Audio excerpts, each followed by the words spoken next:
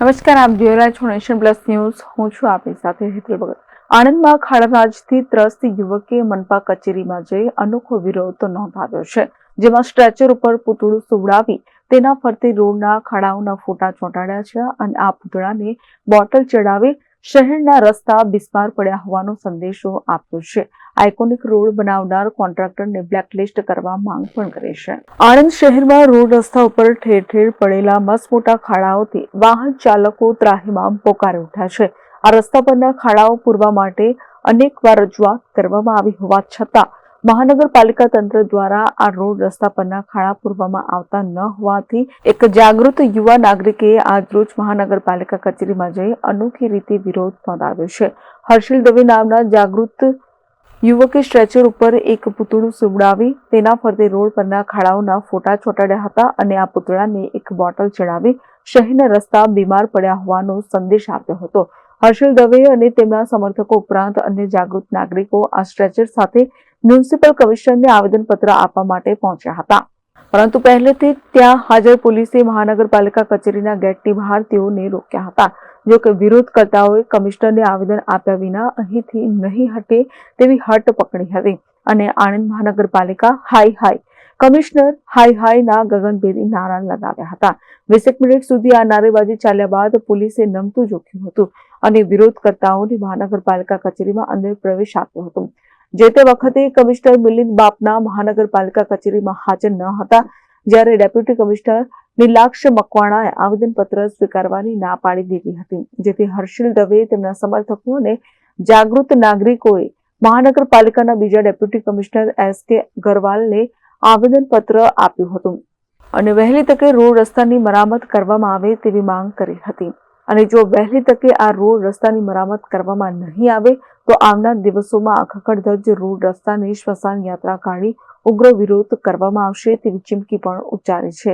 મારું નામ હર્ષિલ દવે છે. આજનો વિરોધ કરવાનો એક જ મકસદ છે કે આણંદ શહેરના રસ્તાઓ ખૂબ ખરાબ થઈ ગયા છે.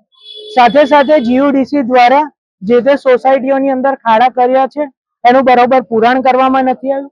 એની સાથે જે મહાનગરપાલિકાએ જે આઇકોનિક રોડ છે, જે 2.14 કરોડના રૂપિયા બનાવેલ છે, એ માત્ર 45 દિવસની અંદર તૂટી ગયો છે. જે જીજે પટેલ કન્સ્ટ્રક્શન કંપનીએ બનાવ્યો છે એને બ્લેકલિસ્ટ કરવામાં આવે.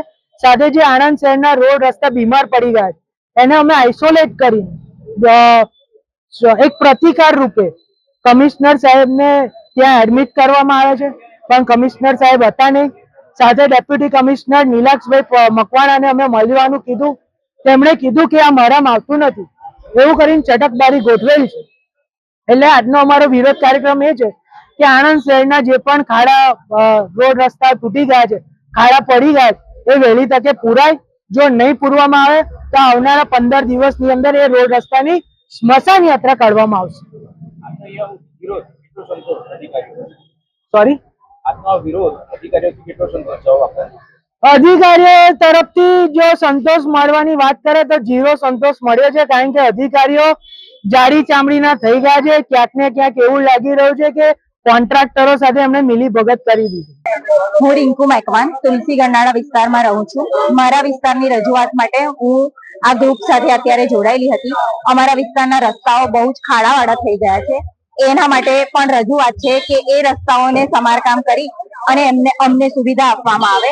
અને ખાસ કરીને ગરનાળાની અંદરની સરફેસ બિલકુલ તૂટી ગયેલી છે, એમાં બિલકુલ બહુ જ મોટા મોટા ખાડા પડી ગયા છે.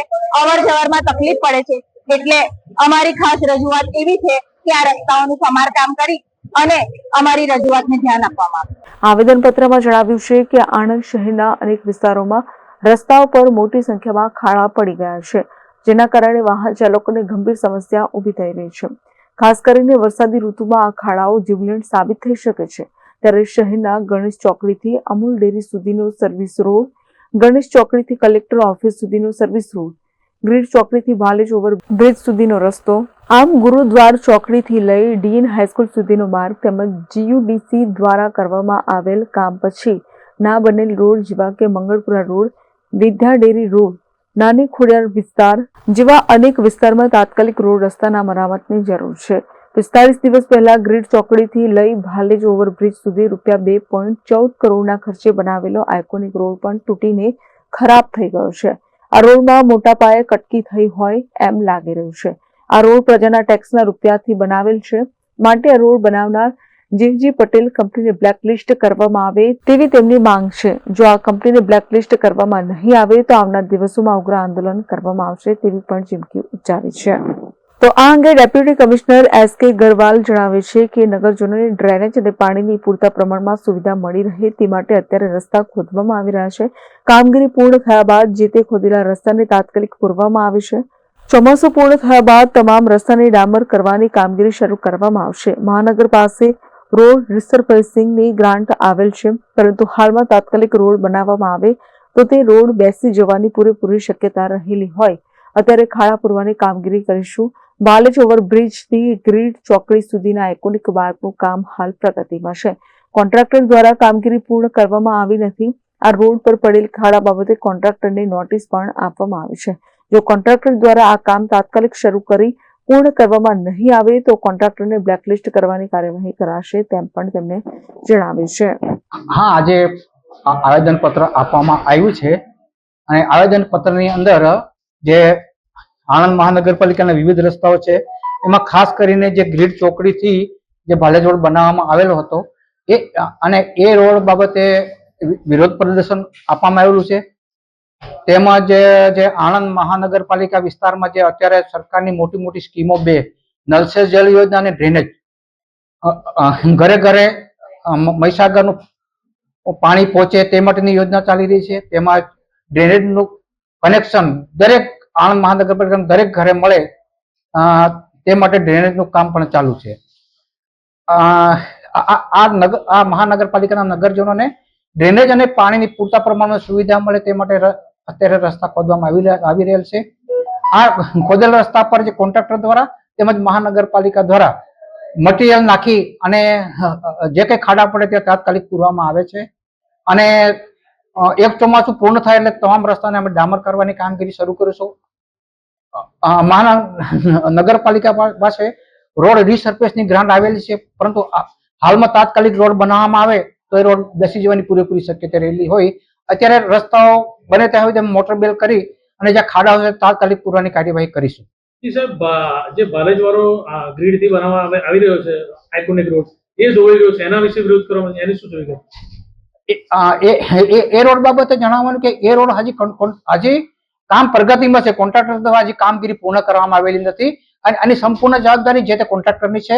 કોન્ટ્રાક્ટરને આ બાબતે અમે નોટિસ પણ આપી છે અને કોન્ટ્રાક્ટર દ્વારા જો આ કામ તાત્કાલિક શરૂ કરી પૂર્ણ કરવામાં નહીં આવે તેને આણંદ મહાનગરપાલિકામાંથી બ્લેકલિસ્ટ કરવાની કાર્યવાહી કરવામાં આવશે. આણંદથી દિનેશ પટેલની સાથે Hiren Shah, nation plus news, Anand. સમાચારોના સતત અપડેટ મેળવવા માટે અમારી નેશન પ્લસ ન્યૂઝની યુટ્યુબ ચેનલને સબસ્ક્રાઇબ કરો, બેલ આઇકન દબાવો અને જોડાયેલા રહો ફેસબુક, ઇન્સ્ટાગ્રામ અને ટ્વિટર પર.